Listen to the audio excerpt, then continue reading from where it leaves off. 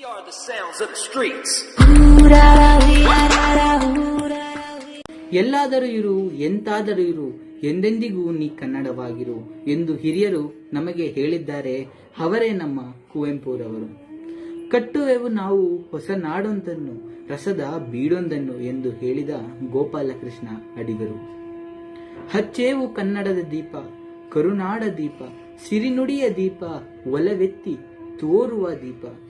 ಎಲ್ಲರ ಮನಸ್ಸುಗಳಲ್ಲಿ ಕನ್ನಡದ ದೀಪ ಹಚ್ಚಿದಂತಹ DS ಕರ್ಕಿರವರಿಗೆ ನಮಿಸುತ್ತಾ, ನನ್ನ ಪ್ರೀತಿಯ ಗುರುಗಳೇ ಮತ್ತು ನನ್ನ ಪ್ರೀತಿಯ ಸ್ನೇಹಿತರೆ, ಪ್ರಪಂಚದ ಹಲವಾರು ಭಾಷೆಗಳ ಪೈಕಿ ಸುಮಾರು 2000 ವರ್ಷಗಳಿಗೂ ಅಧಿಕ ಇತಿಹಾಸ ಇರುವಂತಹ ಕೆಲವು ಭಾಷೆಗಳಲ್ಲಿ ಶಾಸ್ತ್ರೀಯ ಸ್ಥಾನಮಾನವನ್ನು ಪಡೆದಂತಹ ಭಾಷೆ ನಮ್ಮ ಹೆಮ್ಮೆಯ ಕನ್ನಡ ಭಾಷೆ. ಅಲ್ಲಲ್ಲಿ ಚದುರಿದಂತಹ ಕನ್ನಡವನ್ನೆಲ್ಲ ಒಂದುಗೂಡಿಸಿ ಅದಕ್ಕೆ ಕರ್ನಾಟಕ ಎಂದು ನಾಮಕರಣ ಮಾಡಿದ ದಿನ, ಅದನ್ನೇ ನವೆಂಬರ್ 1ರಂದು ಕರ್ನಾಟಕ ರಾಜ್ಯೋತ್ಸವ ಎಂದು ಆಚರಿಸುತ್ತೇವೆ. ನಾವು ಕನ್ನಡಿಗರಾಗಿರುವುದು ಹೆಮ್ಮೆಯ ವಿಷಯ.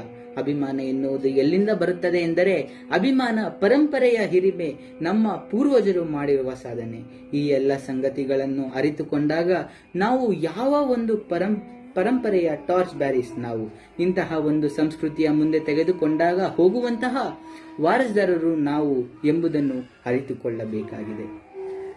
ಭಕ್ತಿ ಸಾಹಿತ್ಯದ ಮೂಲಕ ಇಡೀ ದೇಶದಲ್ಲಿ ಸಂತ ಕಬೀರರು, ರವಿದಾಸರು ಮತ್ತು ಪಂಡರಿಪುರದ ವಿಠಲ ಇರಬಹುದು, ಇವರಿಗೆಲ್ಲ ಪ್ರೇರಣೆ ಕೊಟ್ಟಿದ್ದು ನಮ್ಮ ಕನ್ನಡ ನಾಡು.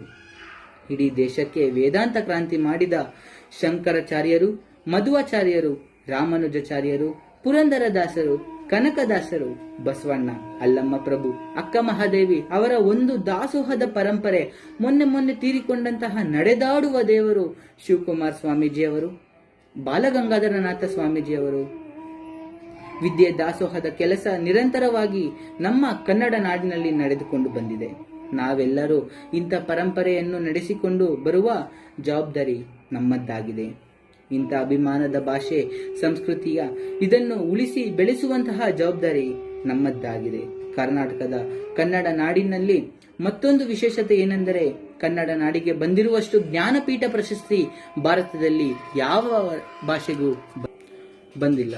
ಜ್ಞಾನಪೀಠ ಪ್ರಶಸ್ತಿ ತಂದುಕೊಂಡಂತಹ ಮಾಸ್ತಿಯವರನ್ನು ಕನ್ನಡದ ಆಸ್ತಿ ಎಂದು ಕರೆಯುತ್ತೇವೆ. ಅವರ ಮಾತೃಭಾಷೆ ತಮಿಳ್ ಆಗಿತ್ತು. ಆದರೂ ದ.ರಾ ಬೇಂದ್ರೆ ಅವರ ಮಾತೃಭಾಷೆ ಮರಾಠಿ ಆಗಿದ್ದರೂ ಅವರಿಗೆ ಕನ್ನಡದ ಪ್ರೇಮ ಅವರಿಗೆ ಜ್ಞಾನಪೀಠ ಪ್ರಶಸ್ತಿ ತಂದುಕೊಟ್ಟಿತ್ತು. ಇನ್ನು ನಮ್ಮ ಕನ್ನಡದ ಬಾವುಟದ ವಿಷಯಕ್ಕೆ ಬಂದರೆ, ಕನ್ನಡಕ್ಕೆ ತನ್ನದೇ ಆದಂತ ಪ್ರತ್ಯೇಕ ಬಾವುಟವಿದೆ. ಕೆಂಪು ಮತ್ತು ಹಳದಿ ಬಣ್ಣ ಬಳಸಿ ಬಾವುಟವನ್ನು ಸಿದ್ಧಪಡಿಸಿದ್ದಾರೆ.